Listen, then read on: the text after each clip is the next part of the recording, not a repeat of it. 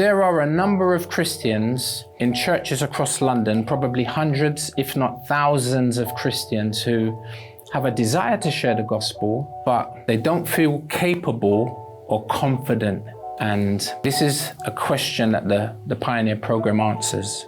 In Matthew 28, Jesus said to his disciples, he says, "Go and make disciples of all nations, baptizing them in the name of the Father, the Son, and the Holy Spirit, teaching them to observe all things that I've taught you, and I'll be with you until the end of the age." So what we're trying to do is replicate what Jesus done, in the sense that he was teaching them theoretically, theology, but at the same time he was teaching them practically. It wasn't just a classroom setting with a chalkboard or a whiteboard.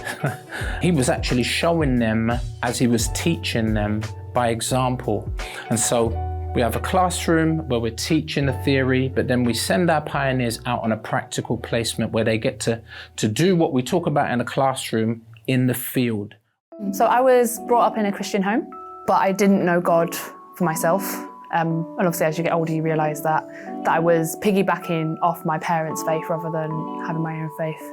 I was inspired to become a pioneer simply because one of my friends told me to. She really encouraged me. She said that she had already been on it before. She thought that it was something that I would be good at, that I would enjoy, that I'd be challenged at. That's always something that I've appreciated about the programme, is it's not just fun and a family network, but it challenges you what you believe and how you live that out.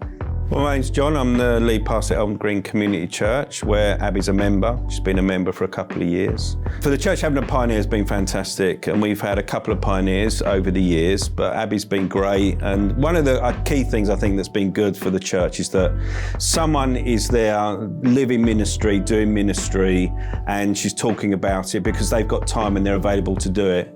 And most people in the church aren't available, but they can still tap into some things that they're doing. So the Pioneer Programme is 2 years, and in year 1 we focus on developing the pioneer, and then in year 2 we focus more on developing a project. For my church placement, I do a toddler group in the morning, and it's crazy how quickly they grow, but it's been a real privilege to be part of that journey. And then in the afternoon, I have the pleasure of going to a local school, doing mentoring with 4 students of that school. I've got an awesome pioneer helping me this year as well, which is amazing. And then afterwards, we've got Youth Cafe, which is more of a drop-in youth group. And through that, I've been able to make relationships with the local kids, preach the gospel and beat them at card games, which I love doing. So, yeah.